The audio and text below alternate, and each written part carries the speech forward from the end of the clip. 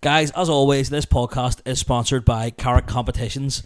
Carrot Competitions, one of the fastest growing prize sites in Northern Ireland. Very cheap, loads of prizes, very good, very nice. Ciaran, how much do you like money? Listen, I'm a Catholic Jew. No. How much would you like to win £400? Absolutely need it right now. What if I was to tell you, Ciaran, that on the 4th of March you could win £400 for just 15p a ticket? Where can I give my bank details? carrotcompetitions.co.uk. Ciaran, what if I was also to tell you that you could win £1,000? Guess how much a ticket is for that one? Probably £2. Free. What? It's a free entry, £1,000 on the 6th of March. Ciaran, how much would you spend for £5,000 prize fund? About a fiver a ticket? 99 pence, my friend, on the 8th of March. Have you a woman, Ciaran? Yeah, hopefully soon. Well, when you do, hopefully it's before the 11th of March, because on the 11th of March they have a competition for the Galgorm Stay for Two. Galgorm's about £300. Me and you, we'd have a lovely day in the thermal baths. How much would you spend on a ticket for Galgorm Stay for Two? About £30. £3, 10% of that. Actually, not even £2.99 on the 11th of March. Thank you for letting me use your phone. Guys, you've just heard from some of the I don't know, most average comedians in the country. Get on the Carrot Competitions and get band tickets to their competitions. This is a great advert already. And go give them a follow on Instagram. They also do some wacky videos, and you can stay up to date with future competitions. And it's not just prizes. It's not just money, sorry. It's not just prizes. It is just prizes. But the prizes aren't just money. The prizes can be money, watches, cars, holidays. Did I mention money? 3 times now. Just so thank you to Carrot Competitions. Get over to their website and give them a wee entry. Hello, welcome back. Kitchen Talk episode 36. Joined today by a crowd favourite in the podcast sphere, Big Time Charlie himself. I know, jeez, that was good crack. I was wondering as well, like, your neighbours must think, like, this is 3 weeks, I've been to your house, there must be a this wee blue Skoda pulls up with his ma's at work. Well, it must be, because it's weird, because there's a different person every week, more or less. You're pretty consistent. Yeah. But they must think, like, you're like a real paying customer or something. Yeah. This guy can't get enough of Dinsmore, like. Yeah. But, I've had, like, all walks of life, there's been one woman, Chloe Campbell, right, fair enough. That's an okay look. Yeah. And then you've got fucking Dave Elliott. Oh yeah, coming up, Big Dave coming to the door, and on a weeknight too. Oh jeez, you know what I mean? They're going to think, what is going on in that house? Yeah. And I don't know if they know I do comedy. I don't know if they know there's a podcast here. Well, I always think my neighbours must think it since Alan's moved into my house as well. Like, they're like, fuck, he kicked rid of the wee young fella he lived with, and he's brought in a 36-year-old unk. Yeah. Because, like, there's times where me and Alan will go to do a gig together, so we're leaving in the same car and all, and people are going, oh, fuck them two, or fucking they're riding. Yeah. And don't forget all the Chineses that come to the house. Well, that is a disgrace in itself. Like, for anyone who doesn't know, my flatmate orders about 4 Chineses a week. Now, he has stopped recently, like, because his shits were starting to smell like cat litter, which was like they weren't like, there's a certain smell shit has, but this was like fishy. I was going, like, what is that, like? Is he getting the same order every time too? Yeah, salted chili chicken balls, chips, egg fried rice, large curry sauce, and a portion of spring rolls. The problem is that sometimes that really sort of freaked me out is where he got like his lunch and dinner for the next day. I was like, that's fucking bad, mate. Like, that's class. Yeah, it's because you do get a takeaway in the, like, if I get one, I'm thinking, like, I'll not eat all this now. I'll save some either for tomorrow, for my breakfast, or for my lunch or something. Oh yeah. Like, but I'm never like. Don't get me wrong, if it's a Saturday night, right, you get a Chinese in the house, you wake up Sunday morning, you've maybe had a few beers that night, right, you just have a bit of Chinese in the morning, like. Oh, I always do, yeah, but my thing is, like, that's the leftovers. This is like a full meal that he hasn't right enough. And being like, right, that'll do my lunch and dinner. And like super fried rice or whatever it's called, I don't know, it's what special fried rice. What's where they pulling super from? Super fried rice. I was like, is it like different, the special fried rice? Bits of kryptonite in it. Lex Luthor's favourite. But I'm like, he looks a bit like Lex Luthor before. But in the comics, Lex Luthor's ginger as well. That's my nerds coming out. But is he not bald? When the initial comics came out, he was ginger. Oh, right. And then okay. in the 30s, and then they were like, let's just make him look more Jewish. Evil. Yeah. But it's like, yeah, I don't understand it. Like, but then at the same time, when I've got in from gigs, like, and it's been like 10 o'clock, and he's like, oh, there's a bit of Chinese left over if you want to work away at that, and I've been something like, I really am behind your decision to destroy your body.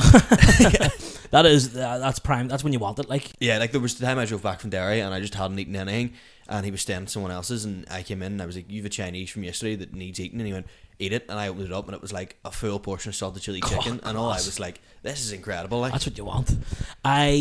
What is, like, see, after a gig, what's your, like, do you ever get a wee McDonald's on your way home? No, that's it. If a gig goes, like last night, moderate, like not moderate but fine, like in Phoenix, I won't get a McDonald's. If it goes terrible or it goes really well, I'll get a McDonald's. Oh, cancels it out or celebrates it. Yeah. So it like works its way, but like, so like yesterday, for example, I hung over after the solo show. I got a massive McDonald's just to, like, you know what, you deserve. What was your this, order? Like, large Philly cheesesteak meal, and then a large McCrispy as well. So, you dirty bastard! 2 premium burgers. And I was fucked after, like. I got one the other week. I was after Franz Ferdinand. It was Dan, and I really wanted like a slush puppy or something. Yeah. And McDonald's do a mango pineapple smoothie thing. Oh, they're nice. It's basically a slush puppy. It's great, but it was like I can't just order this. So what did I ask to get? A double cheeseburger, and what was the other thing I got? It was a McChicken. Oh, absolutely dick and balls. The whole thing was shite. And those pizza dippers, actually, I got those just to try them. Fucking stinking. Well, pizza dippers from yeah, absolutely. See, there's certain foods like remember Burger King used to do jalapeno poppers and all. Oh, yeah, they still do those. No, actually, do you know what happened? Uber Eats, you could see the guy parked in Conswater at Starbucks. Yeah. And it says he's picking up your order, and I was like, he's in the wrong fucking part for a start. Yeah. Go ahead, Eminem. M&M's. Jesus Christ. 40 stone cent. Doesn't even make sense. And I was like, right, this cunt's taking the piss here. And then he goes over to McDonald's, and then he comes to me, and then the food's fucking freezing. But because it came up saying that he delivered it in like the allotted time that they give him, I was like, the food's fucking freezing, I want my money back. And they were like, nah, I got there in reasonable time. And I was like, yeah, but the food's cold. And they kept arguing. They were like, yeah, but they got there in good time. And I was like, I don't give a fuck what time he arrived. I don't care if he brought it yesterday. It's freezing. And they just wouldn't give me a refund. Well, that used to be the Uber Eats hack or whatever, where you said can of Coke explode in your bag or whatever. Oh yeah, that's why the bag them up separately and all that. Oh, serious? Yeah. Yeah. But we used to do it over lockdown a lot, and then the driver ended up bringing my flatmate Chris and was like, what the fuck are you at? Like, I don't know how I got his number maybe, but like he rang him back and was like this is happening continually to me, and it's going to cost me my job. And I was like, you forget these people are human. You forget they've got a wife and kids. And all I want is a fucking free butterfly chicken. Like, we used to get it, but we would only get it if we were thinking about, like, if it's somewhere you didn't want. Like, I got a Wagamama's one time, and it was the first time I ever tried a Wagamama's. Yeah. And I was like, if we enjoy this, we'll pay for it. If we don't like it, we're not paying for it. Got it and was stinking. I was like, yeah, fuck it. Yeah, get us money back. Yeah. Oh yeah. Eddie Rockets used to be a good one to do as well, because you could get dirty with that. Because it's like Five Guys almost quality, but McDonald's prices. Eddie Rockets was so much cheaper, and you could get all sorts and then just get it all back. Somewhere I've never been, but Eddie Rockets. There's so many places around in town. I'm like, you know what? Today I should maybe try somewhere new. Yeah. And then I walk past Boojum and be like, fuck it. You know what you're getting? Oh, what? Have you tried any of their new menu? No, but everyone's raving about it. Like, I got the Berea beef. It's not much different to the normal beef. I did get I think I got the Chipotle Ranch instead of my normal Chipotle salsa. Wasn't quite the same. But I also think I fucked it up, because I'm near sure they give you, for the Berea beef, they give you the consomme on the side. And I just thought it was like, that's what you call it, like. What would you call it? What's like a is that the dip? Oh, what? No, it's like the juice. Yeah, the juice, Berea the juice. Yeah. It's a sauce, like. Well, some of us are cultured, Ciaran. Yeah. The consomme. Yeah, see, I'm living off Chinese, as you say, so it's. Do the accent. Yeah, no, fucking hell. But I realised after that it was meant to pour that into the bowl. Yeah, and I fucking didn't just do it. I thought it was more Chipotle, and I was like, I don't need any more Chipotle. Oh, fuck. Right, see, you know what? I might actually get a wee Boojum today, like, just to fucking treat myself. What? I might do the same. I went on the way over here. Every time I'm on the way over here as well, I stop at the wee. It's not a deli. It's a fucking the garage up there. Yeah. And just get a breakfast wrap. And every time I'm eating this, I'm like, I'm just taking another year off my life here. It's shite. That deli's horrendous. But it's fucking like so. What's the word? Carcinogenic. That yeah. Like I'm eating it going like it's going to hours or 5 months off my life every bite of this. Like, I put up a TikTok outside that they're like driving past it the other day, and some woman commented on it. She says, "I saw you in there the other day. Do you live in East Belfast?" And I was like, yeah. I was like, it's not a good shop, 'cause I didn't know what the fucking say. Shout, if you listen to this, sorry, love. But I was like, I just don't like the shop, because you go in and it's like people's first day on earth every time you go into this fucking shop. Yeah. Like, say if you need to, God forbid, you need to send something back to like Amazon or something, and you have to queue up for the post office. People, because you get pensioners going in with QR codes, and like, I'm all for QR codes, don't get me wrong, but see fucking trying to get pensioners to operate them. It's fucked. Oh my god! How do you bring that there up, love? And it's like that. You've got a picture of your grandkids on your phone. Yeah, and Swipe it's like, or something. Yeah. Trying to traffic them. How do I send them away? Oh, it's. How do I send them to that island? You could get a few quid for that though. How do I send them to Rathland? You could do the delivery scam with Epstein's Island. That child came and it wasn't black. The juice went everywhere. Yeah. It opened up in the fucking on the way over here, It opened up and he ran away immediately. Fuck's sake. and you get another one sent to you for free. He's not played alarm by now. And that child grew up to be Christopher Reitz. I like the idea that Epstein has like a gang of delivery riders working for him. Fucking hate Amazon drivers with the piss in their bottles. Well, imagine being a delivery driver and you get an order to Little St. James Island. Fuck's sake, how do I get over here? It's like, right, we're gonna have to kill you now because you've seen some pretty fucked up stuff. You've seen. How'd you ever get when you order like a pizza or something? Say like, even if you're like in the house with your mates and you're all having a bit of crack, and you open the door and the delivery driver's trying to have a wee peek in to see what the crack is. You wouldn't be doing that in Little St. James. I would be going here. Room for one more? No, that's bad. I've had to come all the way over here, mate. And he gives you a shit tip because he is obviously. What about them attacking Iran? We're all around today, aren't we? We're all around today. Viva Iran! Yeah. The video. Do you see the video of the ballistic missile hitting the US Navy base in Bahrain? Yeah. I was watching that, going, that's fucking tight. Like they're good. They're good at what they do. Fair play to them. I'm pretty sure the last time. Maybe in May time when I've done this podcast, we were having this exact same discussion where it had happened again. It was Iran as well. Well, it was Israel who bombed Iran first. Yeah, and then now Israel are like just guys who go, I'm gonna get my big brother on you, and then they go to America. It's like, well, you would think that though, but when you think about it, Israel are technically the big brother. Oh yeah, well they've got photos of the president hanging out the back of someone underage.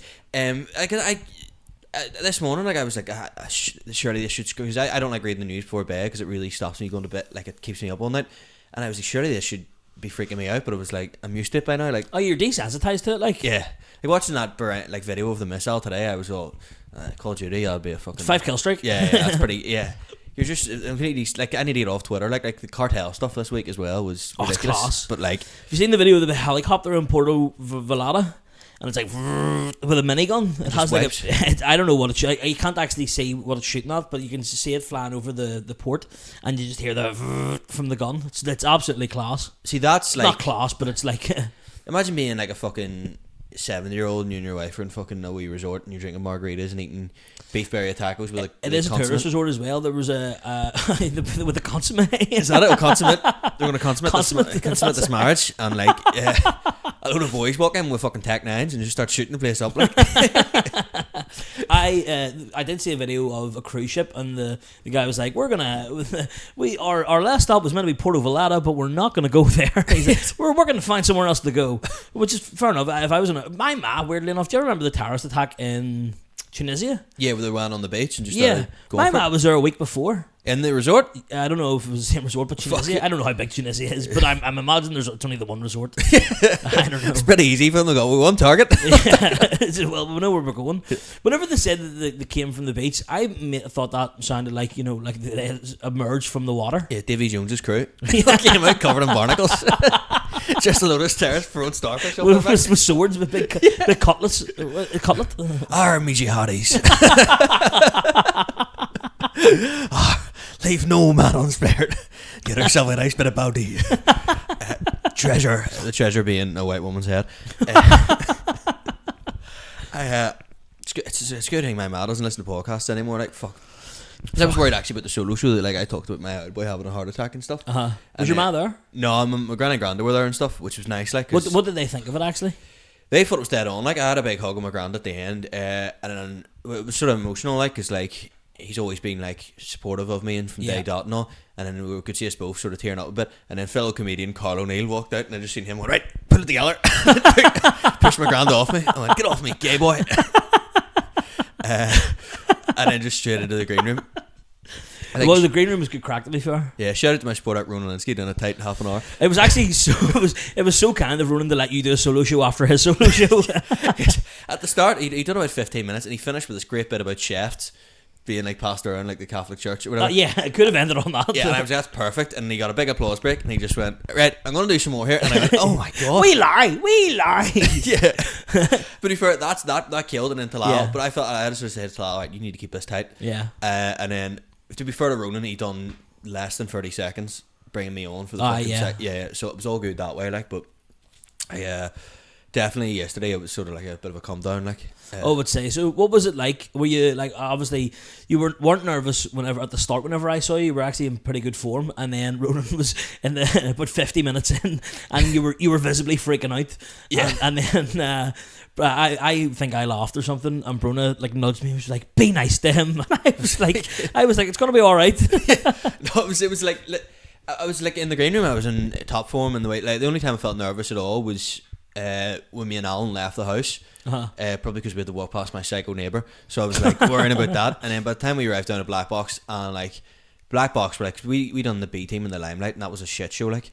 And like this was like, everything was set up, everything was good to go, plugged, like they did an iPad for me, found my playlist, played it, they were like, that's the volume, everything was ready to rock. And then the lighting, even when at the start when Ronan was on, I wasn't particularly happy with the backlights, and I just said, can I get them off? And then immediately it all went off. Yes, like, I remember turning them off actually. Yeah, and it just looked out exactly how I wanted it, so there were no issues that way. And then it was just like trying to get people away from the bar at the break, where then, and it was almost like, because like other shows, like obviously like I ran this on myself, but other shows, they like, say it's ran through Shine or whatever, they get the people away from the bar and they go, right, you're ready to rock. So doing that there by myself was a bit weird, because people are like, that's the guy we're on to see, and he's telling us, get away from the bar and sit down.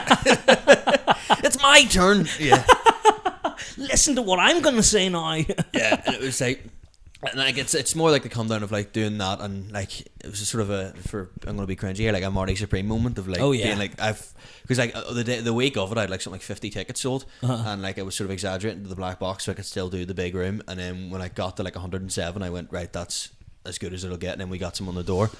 But fucking, how many was in then in total in the end? So it was like 110 in. Fucking right. Which was like perfect, like, so like I was really, really happy with that. But then, like, I mean, that SSE gig yesterday where I was in the Odyssey performing and no one could hear me. Not in the Odyssey, like the fucking the bar of the Belfast Giants, where like the icebox, where people were coming up and going, "Are you not meant to be the funny man?" Put it this way, I performed in a North Face coat and zipped up, being like, "I'm ready to go home." Like, and Daniel Houston, God love Daniel. He will listen. Literally, God love Daniel Houston. Yeah. He probably loves him more than any of us, but.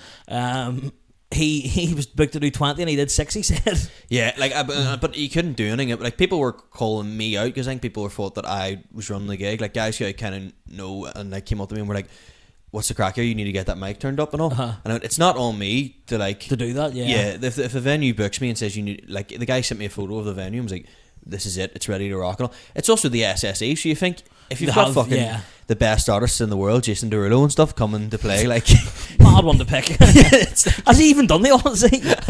He's more of an Ulster Hall guy, like that sort of level. All right, have you got like the best artists like Akon and stuff coming? Like, I also don't think he's done the Odyssey. Yeah, the only comment I've ever heard made about Akon in recent years was I was talking about him, my dad. He's the blackest black shade of black you can get. Daddy, fuck up, you must. But yeah, Akon. He went on a sensational run back in the day. He did. Remember, he was going to start a city called Akon City, and then it was like, it just went to shit. He had his own cryptocurrency, Acoin. Acoin, yeah. It was all going well for Akon, and then you get ahead of yourself. And so, I'll give you one more artist. Just pick an artist who you think has played the Odyssey. LMFAO or someone like. I know, because I did see them with Kesha. My ma took me in the Odyssey. Yeah, my ma took me to see them, Kesha and Ollie Murs, and back to back. It was called like Summer Jam, and all the creeps from Cool FM were like DJing and stuff as well, like, and all the creeps from Cool FM. Not just the one guy. What do you call him? Stuart Robinson, big guy. He's always on TikTok complaining. But he was actually outside that Giants gig the other night. Was he? He was. There's a lot of Giants fans leaving the Odyssey here because they're upset they didn't see any massive humans. Yes, so it's pretty funny to be fair. But you also think he had to drive down to the Giants? I think he was there anyway. That's like his thing. Do you know what I mean? But we were talking. I don't know if we did talk about this, but there needs to be someone needs to crack a whip and say, stop putting comedy on things that shouldn't have comedy. At the same time, though, it's all right for us because we get paid for it. But like the Super Bowl gig, God forget or God love them, but like they did try, but it's just not what you want comedy at. A Giants game, is it at half time as well? No, it was after, so they kept the bar open. But like people obviously probably went, right, the bar's being stayed open here. Let's just get a drink and chat. Yeah. But I don't think they realised it was the bar's being kept open because it's comedy, and it's not their fault either. Like so. Yeah. And then the people who did want comedy all sat and were trying to listen, but like. Did you have to buy a ticket separately, or was it just? It just came with your Giants ticket. But the thing is that then like, obviously you can't, like, the people are trying to listen, and then there's other people who obviously have seen the bar still and want to have a conversation with their mates, so you can't blame them either. And then it just, the shutters were open as well, so like all the noise from people leaving was also coming in, so it's a perfect storm, if you will. Of a shit gig. It's one of them ones where you look at it and you're like, I'm glad I didn't get asked to do that. Yeah, it's like, was it you, Daniel? Adam Byrne, and then Geordie was going to jump on, but Geordie sort of and then decided not to. Yeah, which is probably the best option. Was McKegney there too? Yeah, and I said, "Do you want to jump on?" He was like, "No way, man." So I was like, "It couldn't think anything worse." And then like, the worst part was there was some wee guy just stood at the stage, like stood on the side of the stage, and he kept going, "What do you do jokes about?" And I was like anecdotes and stuff.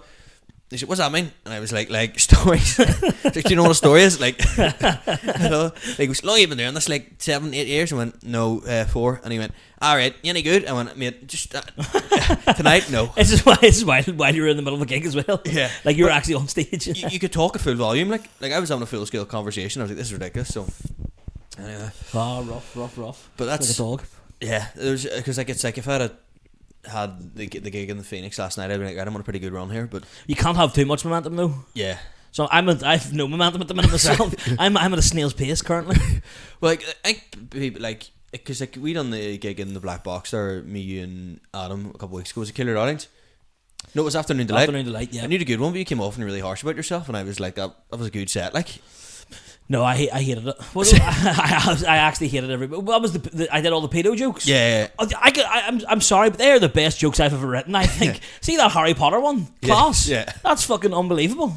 I'm doing it again tonight. Oh, fuck. Oh, in the Lisbon. Yeah. And I'll tell you for now. I'll tell you for free. If it doesn't go well, this podcast isn't coming out, so I'll kill myself. Well, what's the you've been saying a saying recently? I'll tell you for now. You keep going. I dare say. Oh, I dare say. I love that. I dare say. Yeah, that's very 16th century. Yeah. Oh, I dare say. Do you know what I always catch myself saying as well? Mind you, I don't know why. You also say, I wouldn't thank you for. Oh no, I wouldn't thank you for some things. Yeah, I wouldn't thank you for a can of harp. I would definitely thank you for a can of harps. You know what I really sucks, speaking of beers? And I think it's taken me like 10 years of drinking. No, I don't want 10 years, but legend. But 20 years of drinking that Heineken kind of sucks. Shit. I always thought Heineken was like a nice beer, and then the other day I was drinking going, I don't even fucking like this. Like, I think I've had it in Amsterdam where it's made, and it's actually been alright there, but any other time, like a can of it, fuck off. Yeah. It tastes like grass, like weed. Yeah, that's what I was drinking it the other night, and I was like, what the fuck am I doing? Like, I was like, yeah, there's like a selection of it's not even that cool anymore either. Like, Heineken, cool. Nah, it's not. It's been taken over by the rugby ones, hasn't it? Yeah, like Estrella, we accent on that. It's a cool beer. Asahi. Have you had it? Oh, Asahi is probably the coolest beer. Yeah, even the logo and all. Like, there's certain beers that aren't cool. Like, Budweiser on draft's cool, but Budweiser in a bottle isn't cool. Do you think Budweiser on draft's cool? I don't know. I found it when I started. It was like rocket fuel. I thought. Oh no, it is like rocket fuel, but it's definitely not cool. It's like alcoholic. Yeah. It's do you know what? This is a good conversation. What are some uncool beers? Oh, Hop House, yeah. That's the least cool beer ever. The other IPA that Guinness is a Citra. Guinness does. I don't think I've seen that before. Yeah, it's a Guinness attempt at an IPA. There's like 4 bars in Belfast. Any IPA bar, I think, and I don't even like it, but Neck Oil is a pretty cool beer. I'll tell you a beer that was cool and is no longer cool. Heavily. It started off a bit cool. Yeah, it did. Like, some people do still. I don't like it. I've never liked it. It's also rocket fuel, but it's not a cool beer. Another beer for like Clonmel. It's not a cool beer. Oh no, it is. Certainly not. It's one of the worst. Cathedral Quarter piss. That is. Yeah. That's what that is. Tennant's Clon. Are you ever like that sort of? You know that you go in the bar. That fucking gaff halt. It's their selection was Clonmel, Tennant's, fucking Haverley, Budweiser or something. Yeah, a beer that wasn't cool when I started drinking 20 years ago, and now is Harp. Harp's cool. Harp's always been cool, I think. Yeah. Do you ever remember the old silver tins of Harp? Yeah, class. And my cousin used to make a Facebook page where he pretended to be a pint of Harp, and he was just someone drink me, please. Yeah. It was like It was just upload photos of the harp. And it was like, what if I was more than just a pint of harp? Like, what if I could be more than that? An existential pint of harp. Yeah, I'd say I've many a good pint of harp. Pint of harp's a good summer beer. Guinness is a cool beer, but it can also be a pretentious beer. Yeah, Beamish is pretentious. Oh, it's piss, absolute shite. It just tastes like coffee. Corona. In a bottle, cool. In a pint, uncool. With the lime as well, and the pint looks even wankier. It's so stupid. It's not even nice in the pint form. There's something about it though. Like if I see someone drinking a pint of Corona, I'm thinking you're not a real beer drinker. Yeah, you've had the bottles and you're like the bottles are nice, and you've tried with but they're not good. Like Prava, not cool. Not cool at all. Staropramen, however, cool. Yeah, that's cool. See, this is a fucking insult. It's just got free. So I'll tell you my coolest beer, Superbock. It's a pretty cool one, yeah. Yeah, that's like, and then you see in Portugal when I was there this summer, I got a bottle that just said Bock on it. Like I forgot to print the super on it, and I suppose you can't be super every day. And like, that was you after the icebox gig. Yeah, I genuinely got in and I was like, fuck, I love a beer. And there was a bottle of red wine that someone had left. I didn't drink all of it. I'd had a glass of it, and I was sitting there watching A Night of the Seven Kingdoms, and I went, this feels alcoholic as fuck. Just gonna go to bed. I think my coolest is, I don't want to be a cop out because I'm going to the same sort of region as you and go Estrella Galicia. Oh, it's class. But it is better than normal Estrella Damm. There is a third Estrella. I don't know what it is though. I can't remember the name of it. There's I drove past the Estrella factory going to my nanny's house. Mao, there's another good one. Yeah, it's green Mao and red Mao, and the red's rocket fuel, I think, and the green's alright. I think so. When at my granny's in Spain, the everywhere did the green one. Yeah, but it was still, I didn't really taste the difference. But the red one, they do it. There's a bar near Anfield called Hotel Anfield, and they do the red Mao on draft. It's fucking lovely. Oh, it's unbelievable. Like I think all the Spanish beers, I think that's why they get a reputation as being cool. That someone invented a fake Spanish beer that was the king of uncool beers. Madrid. Madrid. Oh, do you know what else is shit? Cruz Campo. Yeah, Cruz Campo. Well, like when I lived in Spain, that was their harp. Like is that not their harp? They're like, what's it? Their car line, basically. Is it really? It's like their pish water. They were explaining to me so they would always like look down their nose if you're drinking Cruz Campo. Right. I didn't realize it was actually Spanish too. But so Estrella would be like their premium. That's like their harp. Yeah, and then so Cruz Campo's from Seville, so it was like, but it's like fucking Seville's so warm and stuff out there that that's probably why it tastes like pish where it's made there. Like, oh, because they have it like fucking. I don't know. Is it all made in Seville? So Estrella's in Barcelona. Estrella Galicia is in the south, is it not? Northwest of Spain. No, Barcelona. It might have been a factory, but it's a Barcelona beer. Then in the north west is Estrella Galicia, and then fuck me, I'm a fucking nerd for this shit. Galicia is like a region of Spain, I'm pretty sure. Yeah. So it's the Estrella, and then Mao is the south, and then there's a beer called Victoria in Malaga, which it looks like Donald Trump on the logo. Which, like, I thought it's actually a guy now like dapping his sweat off his head with a napkin, but I thought it was Donald Trump. And it's elite beer, like, and all the Malagasians would drink that, like. Malagasians? Yeah. What the fuck? Or the Bianconero or Bucaneros, which is the name of wee small fish that you get in Malaga. Right. That's the nickname for the people who live there. Bucaneros? Yeah, pretty cool. Like because my granny would be south, that's probably why there's so much Mao. But it was like, to be fair, you flew into Alicante and then you passed the fucking Estrella factories. A few pints of German Mao, can't beat it. How fucking good's beers, like. I can't. That's why, like, I'm raging that this gig was in Jordanstown tonight. I thought it was in East Belfast where my mates live, and I was going to go and before we were going to your old rivals, Pool House. I don't know if the guys listening to this, right? Just to explain to the audience who are, I'm gonna kill the joke. I'm gonna stop doing the joke, and this is me burning it. But I do a joke about it is about Pool House, I'm sorry, and I talk about how I go up to the bar and the barman is there with holes in his ears the size of dinner plates, and he asks me what I want to drink, and I look at the board and it's all fucking weird IPAs.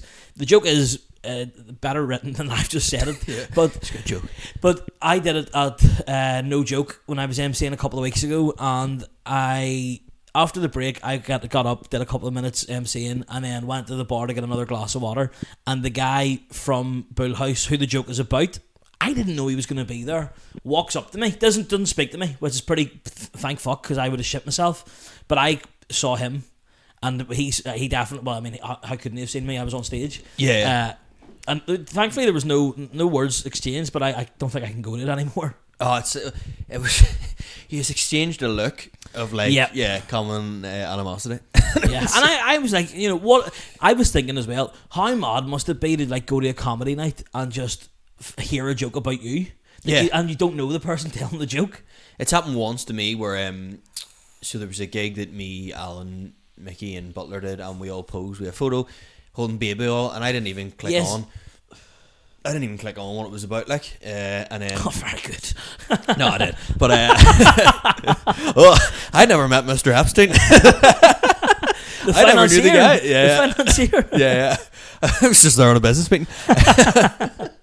No, I knew what it, but like in the photo, I'm literally stood there like, because the gig, it was when I used to get really nervous for gigs, and anyway, the photo got released and people were giving me a bit of stick about it, and I was like, that's fair enough, and I apologised. But then an act got up on stage and just started talking about it, and it was like men who go to comedy clubs and pose for photos that like make fun of people's sexual violence and all. I went, Here, that's a good joke. I'm sure I went down well. Way to bring the tone up. How are you for a Saturday beer? Let me remind you that there's horrible shit going on in the world. I was just stood there like, and then the act walked out and went, did you see what I'd done there? And I went, yeah, you just made me feel shit about myself. Cheers. Like, do I know them? Yeah, we'll say off camera. Oh, right, okay. But, I'm sure you can take a guess. But it's like that sort of stuff where it was like, but that was entirely aimed at they knew I was in the room. Well, yeah. You didn't know that the guy was in the room. Yeah, I didn't have a fucking clue. Yeah. That was like teach Franco a lesson. Don't get ahead of yourself. And do you know what? I like see the part I make about him. It's not even like the main part of the joke. The main part of the joke is the fucking that there's no TVs. Yeah, it's like you just want to watch a bit of football. Like that's why they're gonna. It might be Bullhouse or another bar called Harf, but so there's shite gaff. I hate it. Where's the best bar in East Belfast? Dundalk Football Club, mate. I had a great night when I went there. Like the Duns is good. You would probably, you know what you are? You're a Horatio Todd's man. No, I went in there, fucking bad vibes. Really? Yeah, it's like drinking in someone's living room. Fun fact: the guy who used to manage it was caught with a load of child porn on his computer. I'm not laughing. You know what you'd like? Horatio Todd, you like fucking. I'm not obviously not laughing about him, but I'm laughing at the fact that he said bad vibes in the place, and you're right. You might have been onto something there. Do you have a CP detector? I walked in, and I was all beep beep beep beep. Like, yeah, and this place is giving me bad vibes. I'm with my people. Yeah, so you know, like the kid in The Sixth Sense, he goes in and he can sense that there's something bad happened here. Like I walk in and I'm like, oh, there's something going on in this gaff. I'm making a mental note of that. It's all bad news. They all say West Belfast gentrified, but every place is a dark secret. Like the Lansdowne. See, I'd probably done the twattiest thing I've ever done my entire life on Lansdowne and Christmas Eve, which was where the guy was like, you tell me that you're a comedian, you've played here, and he goes, I'll get you in, you can skip the queue on Christmas.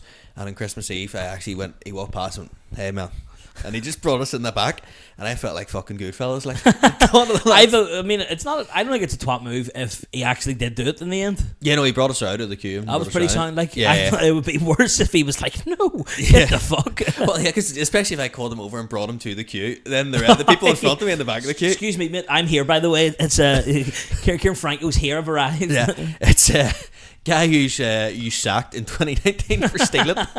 So, not stealing, just giving free pints to people who definitely could afford them. I noticed there was a guy. I was walking into the garage up the road the other day, and I saw a fella looking at me, and then in my head I kind of went, yeah, he knows who I am. But then he did go, all right, mate. And I was like, all right, mate, what's happening? And then I just didn't speak to him. I just walked on into the shop. Sorry to that fella. But I was chatting to the postman the other week. I shouted him out last week, and then he commented actually, because I was like, he said he listens to the pod. He said I like the podcast or something. And I thought he meant like fucking one of the other ones. Yeah. And then he commented. He goes, "No, I did mean this one." I was like, "Yeah, fair enough. Actually, it's pretty sound of him." Yeah. Shout out the postman. He visits the studio every week. I know he does. He probably didn't even. Well, he probably does know because he now knows the layout of my kitchen. You can bring him in for a studio tour. Be like, "This is where the magic happens." Have you ever seen your man Matan? Matan, you know, he's like the wee, like he's like a teenager. He's like 18 or something, and he does the podcast. But he had the Black Israelites on. And yes, yeah. He just I saw a podcast. He just did a podcast with a guy who worked at McDonald's. Just had him on. Yeah, I might just start doing shit like that. Just be like, here, take a break on your shift and come in and fucking. Many letters do you deliver? Who would I like to get on like? The dog warden from my area, like, he's like, the idea of some of the shit he's seen, like, and stuff, because he's been telling us, like, how much he fucking hates his life at the minute, like, with a case we're bringing. Like. Oh, yeah, that's right. But Luke actually had some run-ins with a dog warden. Remember, I rescued a dog from the streets of North Belfast? Yeah. Luke had to ring the dog warden up and was like, I have this dog here. I don't know if anyone owns it. And the dog warden was like, if you want to keep it, just let on to me. Like, you don't have it. And Luke was like, oh, I don't have it anymore. Did he keep the dog? Yeah, the dog's his now. He's got the microchipped and everything. Fuck, Jesus. What if the actual owner's still like walking about the streets of North Belfast going, where's wee Sparkle? Well, they fucking no, his name's Rex, but we found out his government title. But they could have. We gave them every opportunity to find the dog. Well, yeah, to with the Facebook statuses went to, like, you would, if your dog's missing, you're meant to ring the dog warden, like. Yeah, and the dog warden did say, like, if anyone rings, I'll say you're the last person to see him. It'd be pretty funny though if they're like, the last person to see him's Luke, and then they go around to Luke's house and the dog's just there. So I can't give you this dog anymore. But it's went so long now that, like, they probably, like, it's a couple of years now, like. No, fuck, it's a couple of months. Oh, is it? Oh, fuck, that's not. Yeah. Well, like, my mate,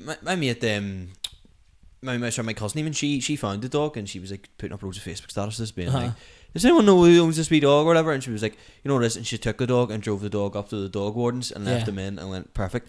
And then her neighbours called the day after and went, do you see our dog? Like, it's a new dog. She's like taking him up to the dog wardens and all. How did she not know it was her fucking neighbours? She got back from university for like like for the Easter holidays, and like over the time of being away, they'd gotten a dog. So they were like, "What the fuck?" Like, did they get the dog back? Yeah, but it's pretty grim for the dog was put down on the spot. But it was all the big Facebook statuses and all. And I was like sharing it and all, and then she was like, "Never mind, dog's been found." Which I've never had a pet, like, which is have you not? Are you a dog man? Not really an animal man, to be honest. Are you not?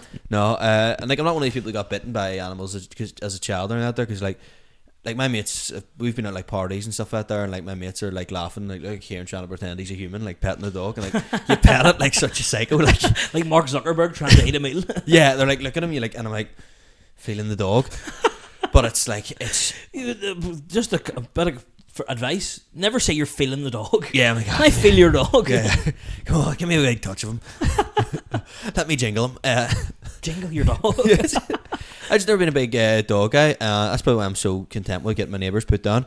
And it's a Malinois though, isn't it? Yeah, and it's bitten like multiple people. And yeah.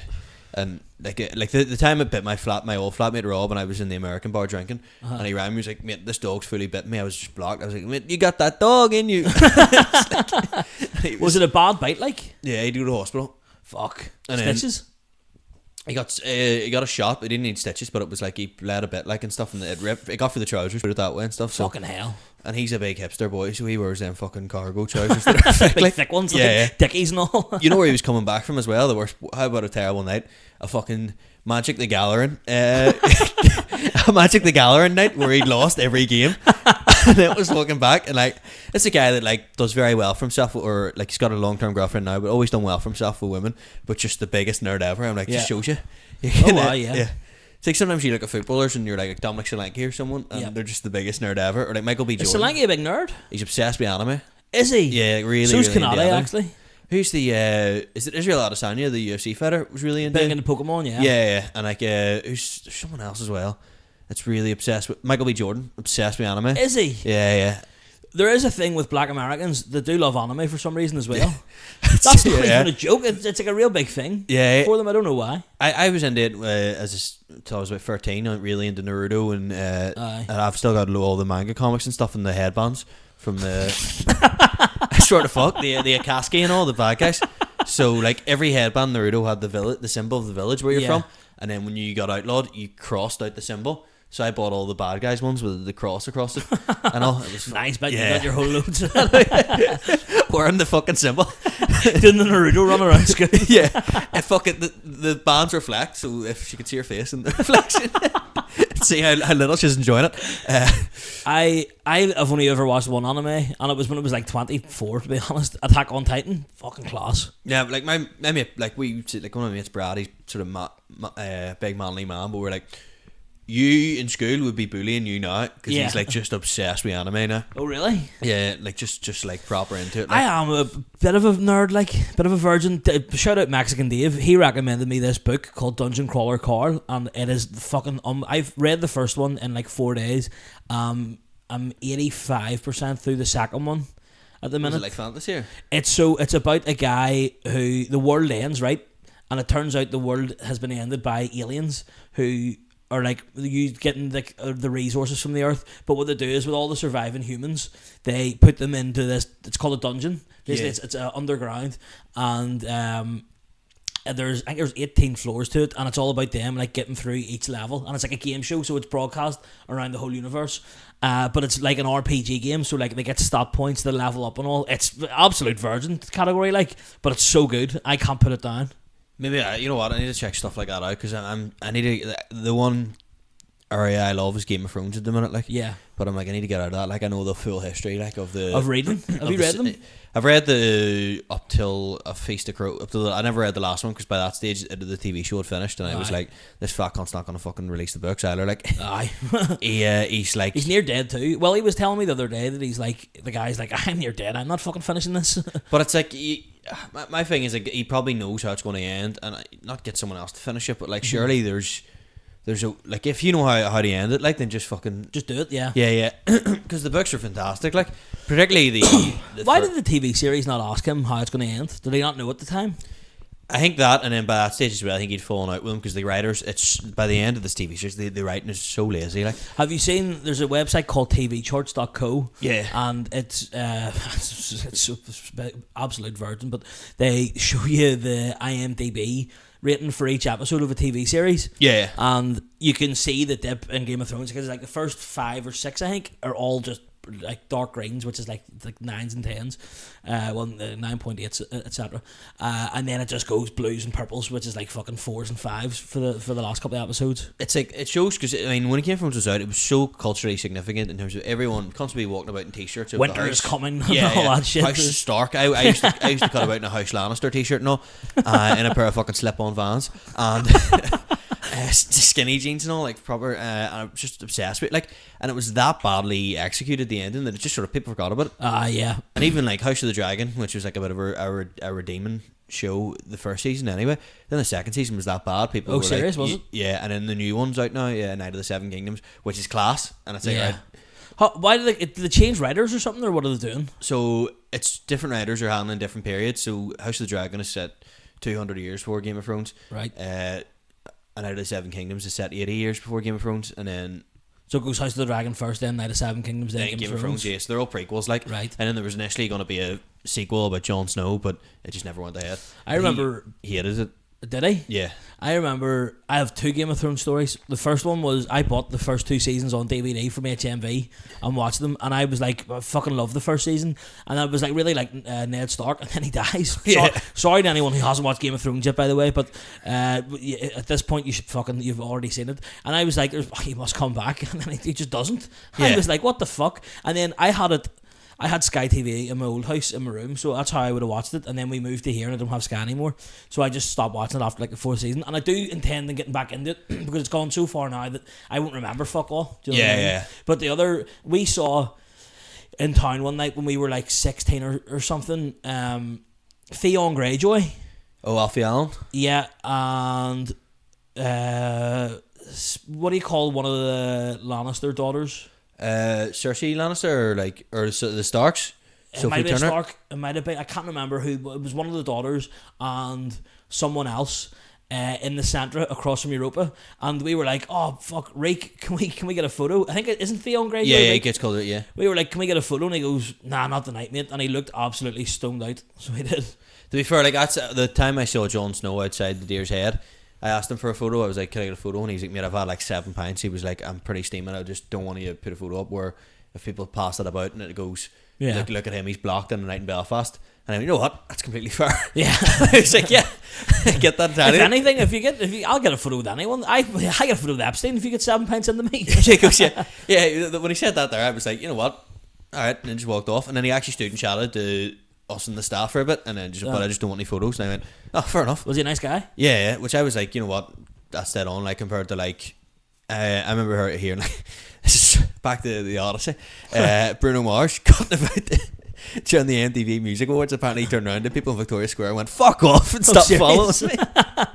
We Bruno Mars. You know he's like 5'4". So you was telling me that he's in Vegas right now paying off gambling debts. No. So it was Alan Byrne I think said about that. Yeah, that he's still in Vegas right now. Like that's why he's doing all these shows. His To pay off gigs, his yeah. gambling debts. Who else? I've seen in 2017, maybe 2018, I saw the Crystal Palace team get off a bus beside my hall. My halls were right beside the Lime Street in Liverpool, and I saw they were playing Everton that weekend, and they got off the coach to get into Lime Street, and I saw Roy Hodgson.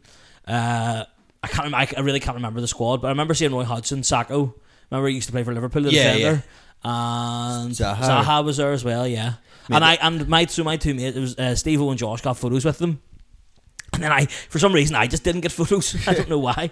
That's ridiculous because the exact same thing happened to me with Crystal Palace and Newcastle. No way. I swear to fuck, like they were playing Newcastle that day, and I was working at St James's Park, and Roy Hutchinson just took them for a walk around sort of the area. I swear to fuck, like I scored on them. Like that's mental. Like he must have encouraged that to happen before the match. Like that's really. I remember my cousin. He got a photo with like remember Big Sam managed him for like 6 months, and he actually done really well with him.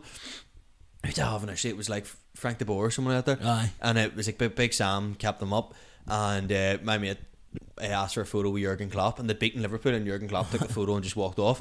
Well, apparently Big Sam was like chatting away to my cousin and all, and, like, really? being really, really dead on to him and stuff. So I think he would be one of the best football managers to meet. oh, see if you said, why were you here? Did you fancy like a pint? And I'll get it. He probably go 100%. I'd love to meet Neil Warnock as well. He's a proper owl boy. Oh, legend! Like he was on the Peter Crouch podcast, and he has this. You know the way you're talking about me saying like, "Oh, I wouldn't thank you for it" and all that. He does this one, and it's probably one of the best owl boy phrases. He'll be telling a story, and then they'll go, "Are you with me?" Yes, yeah. And like just halfway through, just to check that you're still listening to the story. Do you ever hear him talk about Victor Moses? No. He goes, Victor Moses, you know, born in Nigeria. He goes, Dad was shot in the street and all that there. I was like, he goes, Dad killed shot in front of him, yeah. He goes, I turned him into the player he was. I like to think about Neil Warnock talking about any like sport. Chris Benoit killed his full family. Yeah, he goes, he's talking about what do you call it? Play for QPR. The streets won't forget. Why can't I remember his name? Oh, fuck! I don't know who you mean. Tarabut or something. Tarap. Adel Tarap. Del Tarap was bloody good lad. You know, could do the step overs and all that there. You know, and the same when he's telling the story about talking about, he goes, if you pass the halfway line, £50 fine. Because he said about fining them or something. But those were like, I'm gonna sound like Lamer Senior here. Those were guys who just manage players, but there's no tactics. Like they're just like, get up, fucking boot it. Just you're good. Get up there and do it. Maybe I think Sean Dyche. I would like to meet Sean Dyche as well. He loved was it Lewis Capaldi? He loved something. He was a Glastonbury. He loves all sorts of music. Yeah. He's always at the Isle of Wight festival with fucking Peter Crouch. There's another great lad. You'd love to meet him. There's people players who are like, you look at and you go, you'd be fucking hard. Lamine Yamal, you'd be hard work to chat to. Like, oh yeah. But do you know apparently? Because I can't speak Spanish. Yeah, because he's 18 and be like, hello. Like talking to your wee cousin at like a family function, wouldn't it? What's cracking Fortnite these days? 6, 7, 6, 7. Say siete. I think that was a joke my wee cousin laughed at the whole gig as well. 6, 7. Yeah. But what is he? He was 15. He shouldn't have been in that. You got him in the black box. He got him with a 19-year-old's ID. Like they actually get hit with ID. Yeah, and I was like, you can try and come around to Ulster Sports Club if you want. Like, and he went, I low key got school tomorrow. Low key got school tomorrow. It's nothing low key about it. It's a Thursday night. Yeah, you're 15. Like, or he texted me. So obviously, is that who was in Ulster Sports Club committee room? He's going, oh fucking hell, yeah. Less said the better. That I want to keep my gigs there. But he fucking he texted me obviously after the gig. Everyone sort of hung about Black Box main room for a wee bit, and he texted me going, me and my brother, his brother's 18, are having a drink. You're welcome to join. I went, oh, I'm welcome to join. Thank you, mate. On my own gig. Cheers, yeah. Oh, my bastard. Yeah, no, it was like the idea of like footballers who seem cool to chat. Like I imagine Frank Lampard would be incredibly uncool to chat to. Uncool, which is zero crack. No crack at all. Steven Gerrard apparently would be good crack. Yeah. John Terry, awful crack. Ryan Giggs, Ray Ferdinand would be one of the worst ever. Yeah. Wayne Rooney, would be good crack. Just loves a pint. Yeah. Ray, I think Carragher. Yeah. Gary Neville. No. Yeah, but Carragher, you just can tell loves a scoop. Yeah. Oh yeah. Roy Keane, probably when you loosen him up. It depends what bar you get him in. Ian Wright. Ian Wright, one of the best guys ever. like that. I think that's why the overlap works so well, is because there's just. Did Dave ever tell you the Ian Wright story? No. I'll tell you it after, because I don't know if you want me telling on a podcast, but it's a belter story. I'm trying to think who else. Like modern players, I think Andy Robertson. Yeah, Great sort lad of Jack for Grealish. with. Yeah, I don't know. Jack Grealish is a bit too much of a spice boy. I reckon if you get him drunk enough, he'd start to like you. Like there's a group of lads who like have no time for you. Do you think he'd just like you anyway? Yeah, I don't know. I'm pretty insecure. Do you think you're an acquired taste? Yeah. I'm a born bastard. Did you at the show on for? Yeah, there's so many times like that's sort of I realised from doing the show on Thursday, that was the people were like, oh, what's the theme for Edinburgh that you should have on your show? And I understand, I'm really worried about being born cunt. And it, like, because like obviously I done the show on Thursday, and I want to get a fucking theme for Edinburgh. Yeah. And then I was hoping. Are you not doing the same show? Oh, I'm gonna just continue to keep trying to better it and write it and make it as tighter and tighter. Because around the 40-minute mark, I noticed a wee bit of a dip off. That's also probably because the audience had watched about 2 hours of comedy. Of running that skate. Yeah. They were going, right, we're ready to fucking get pinting again. I don't think as well people realised the bar was open during the show as well. Yeah, because there was no one at the bar during it. Like, I had to leave early. I have to apologise. And I'll tell you what, I felt bad originally, and then I went up and played paddle, and it was the best game I've ever played in my life, and I thought I had to do this. There's something about it, I had to do it. See, I think you left about 10 minutes to go anyway, like, and you've seen all the material. I don't even know if it was that. I don't even know if it was because I sent you a message pretty quick after I left, and then you had reacted, you had reacted to something in the group chat. That's what it was. Pretty quickly after I left, so I thought I haven't really missed that much. Well, because I missed out one sort of 2-minute long bit, and I checked and I was like, you've done 15 minutes, and that's perfect. Yeah. And then by the time that was like, it is when all my friends and family and everyone's shaking your hand and going, well, did you enjoy it? My head was just completely fried by that Did stage. you what was it like trying to remember the whole, like, you didn't have it on your hand? No, I just this is like really shows how little responsibility I have in work. Past couple of days, I've just taken a notepad with me. I just writing it just all out. wrote the set out in bullet points, and then wrote the set out in bullet points. So then on Thursday morning, I just wrote out one word of every bit to be like, Belfast Live, Hitler, heart attack, all that shit there, that like, so I could remember all the bits. School, and the school bits I've done for so long now that they all just sort of flow seamlessly. While like there were sort of newer bits about like going on dates or whatever like that there that I just had to, like going on a date and being on the software, whatever that I needed to change or like write maybe a bigger hint of what I'm talking about here. But I think as you say, the only time I was sort of freaking out was when the first act went on too long, and I was going fuck, but he was killing like so. He was killing, yeah. But you were doing some amount of pacing. Yeah, I would love to know how many steps you did. Fucking, my step count was pretty high on Thursday. Like.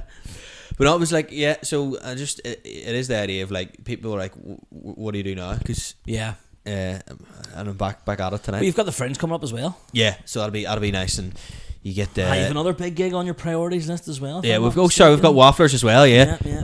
I was actually meant to message today and find out how much we've sold. Like, that'll be we subtle promo here. That'll be the big one. Like, oh yeah, that's the next big thing. We've left it 6 months between gigs, like, so October to April, like it's got it's just slightly under my Dundalk gig for like time or gigs per year. Is there Dundalk coming back? We'll play it by ear. We'll see what it happens. Yeah. Like, this room got really blue there, didn't it? Yeah. What the fuck's going on? I think if the sun just moved away. Like Wafflers will be the one. Like, I think that's the next big one. This is. I've got it on good authority. We have a decent amount of tickets sold already. Yeah. So go out, grab yours, and we'll have a good time. And we'll go up to Lavery's after for a few pints. We've still got 9 minutes to go here, Ciaran. I don't know what you're plugging for. Oh, I don't know. I was just doing I thought you bringing it up. I was like, geez, this has flown by, boy. No, because like one thing I do love is the after gigs pints, like the fucking. Oh, yeah. Especially Wafflers is good because there's literally no pressure on it. Yeah, it's because you can drink during the gig, which makes it so much better. Like, you can actually just have. I think last time I had like 6 beers drinking on stage with the Jubels. Oh, I'm off them. Well, I'm off the Jubels. No, I've realised that every time I'm sick off them, it just burns. It absolutely kills me. How much are you drinking that you're vomiting? Oh man, I'm getting like, because I got like 36 for Christmas and I'm hammering them down, like, but I haven't. At Franz Ferdinand, I was on the Guinness, and then I went on to Disaronno, and then I went on to the rum and cokes, and then got back to Connor's house around the corner and got onto the Jubels, and maybe it's a combination of everything. But fuck me, the heartburn I was getting in Connor's house, I didn't actually be sick, but the heartburn, I was like, this is touch and go, could be heart attack. So I was like, I need to go home and get a Gaviscon into me. Tell you what, see Gaviscon, it's fucking elite. It's the best. It's mental how good it is. And when I was in Lisbon, I was in like the main street and I had severe like heartburn. And I was like, this is it, like I'm not going to do the drink. And then I walked into a bar and went, do you have Gaviscon? And he gave me like one of the liquid ones, straight down the hatch, and I was ready to rock. Like, mate, this stuff here? No, that's not the Nescafe. It's not even up there. Oh Jesus Christ, Pepto-Bismol. Yeah, rocket fuel. It is like all this stuff that I've grown up. I was like, I'll never need that. Imodium, Pepto-Bismol, Gaviscon. They're my three best mates. Like, if I needed the Imodium in the Pepto-Bismarck the other day. Pepto-Bismarck. Pepto-Auto-Bismarck. It is like particularly Imodium is like saved my.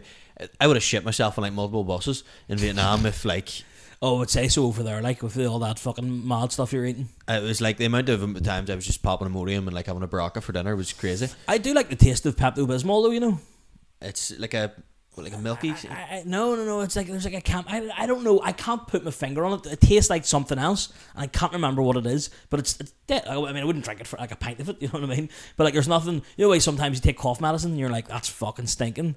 There's no problem with Pepto-Bismol, like. Down the hatch, like it's a Calpol as well. Growing up as a kid, I was like, I can't wait till I'm older. I can have Calpol every night. And then, it's liquid paracetamol. Like. I saw a video the other day of shout out Aidan Rafferty, friend of the podcast. He and on his podcast Radio Rufus, don't know why I'm shouting it out. They don't need it. They were drinking vodka and Calpol, and I was watching that. I was like, that cannot be safe. No, not at all. Like it's like because Calpol is just paracetamol. Yeah, in liquid form. This is just doing drugs on a podcast. It's getting fucked up. Like drinking lean. Yeah. I think the weirdest, like, I took a, like, I don't know what was in it, like, they called it a hot shot in Cambodia, and it was like, they put, like, loads of caffeine pouches in a shot of vodka, and we're like, that'll wake you up, which just made me really aggressive, I'll be honest. Like. A hot shot, from what I've heard through the grapevine, is an E crushed up, and you put dilute, and then boiling water in it, and then you wait for it to cool down. See, I always thought it was you put the. Jeez, I should be thought about this working at school, but you put the bag of Pure into boiling hot water. You could do that, but and then it gets rid of, and you drink it like, and you get. You could do that, but like, you may as well just sniff coke because it's not. It's okay to sniff coke. Well, I mean, there's it's okay to sniff anything, but it's because like if you try to sniff MD or an E, it's fucking rotten. So this is just an easier way to get it into your body. Do you know what I mean? Yeah, I used to like bombing it, like it was bombing it. See, I always found that made me sick. So it was like it's you have to deal with one or the other. So it either makes you feel sick or you can sniff it and it cuts your nose. And I was like, I'm in the drip. I get sick even thinking about it. I always remember like the come up shits. I used to get them really badly. I never actually got those, thankfully. So in Mandela Hall in particular, like I was like I just couldn't enjoy my night until like I got rid of it. And Mandela Hall was the old Mandela, so the really small silver doors. And some boy you could see over them and all. Yeah, some boy looked in and went, "Don't look at me." Like, look away now. And see that feeling when you're like coming. I lost one of the times I took E's in Liverpool, and we were at this fucking like was it the Williamson Tunnels, and it's like a big fucking like an archway basically, and it's weird. I was coming up and I was like, I need to sit down, and like that's the best thing ever when you sit down and do not speak to them. Just don't speak to me. Just let me get through this. Yeah. And then once you're like, and then just something will just click and you'll be there and you'll like, I think I can stand up now. Yeah, it's like that's a feeling of like pure ecstasy. But I always remember like the idea of like I would get really like anxious the day after, and all I was like, right, this is just too much. But then I feel like I always say, like I was chatting to Carl O'Neill and stuff, but I was like, I've got one more in me. Oh yeah, you've always got one more in you, like one more big, like. But I wouldn't go to AVA this year because they're bad boys. But see, there's a DJ I really like at AVA this year, Blawan, who I really like, and I'll go if it's I think the bad boys are doing the Friday night. So are they doing that? Is that confirmed? Well, they were them and Kadima were beside each other, but they were first. So I assume them. I don't know if it works that way though. Oh, yeah. It might be. Guys just dictating the AVA lineup. Hey, finish work at 2 o'clock on Friday. So I don't know. I'll maybe go to that. But I remember reading Lemmy's book, and he talks about getting sober because he tried to kill himself, and then one time he was just like, he just said to his wife, he was like, let's just go to Ibiza and take ease and just that'll be my last time. And he didn't drink, he just went and took ease, and he said it was like the best night of his life, and I quite like that. It's a nice sentiment. Yeah, to be able to like, because I think the final sort of one for me was I was starting a job in John Lewis, and I just went and got wiped out at Dusky, and then I just remember the next day just feeling horrible in a training session for the full 8 hours, like of That's, like. Oh, I wouldn't wish that on my worst enemy. Yeah, and I just got home and I was like, this is fucked. Like, The last time I was wiped out, I pissed myself, which is pretty ironic considering like you can't pee. It's so hard to piss.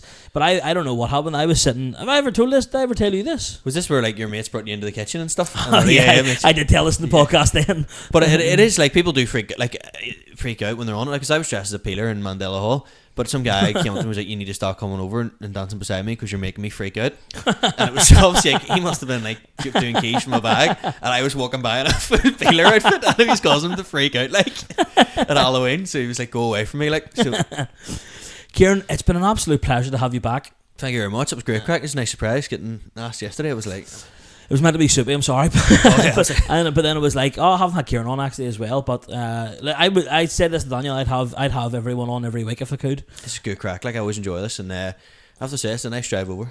It is. You get to go to the garage, the carcinogenic garage. I know, I want to get the car washed on the way home and all. Oh, we treat the Romanians. Yeah. Oh wow.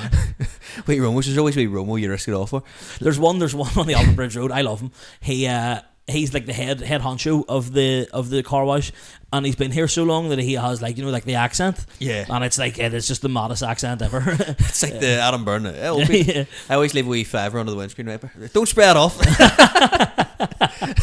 See, just one of my OCD fears before we go is I'm always worried about my fly being undone, and I always get it just before I go on stage. I always make sure that it's fully up before I go on stage. And see, on Thursday I'd forgotten to check, so at the start of the gig I was watching the footage back, and you can see me just doing a bit and just going feeling here to make sure my fly's up and the footage, and then just got right. I'm ready to enjoy this. Just having a wee quick pocket wank. Yeah.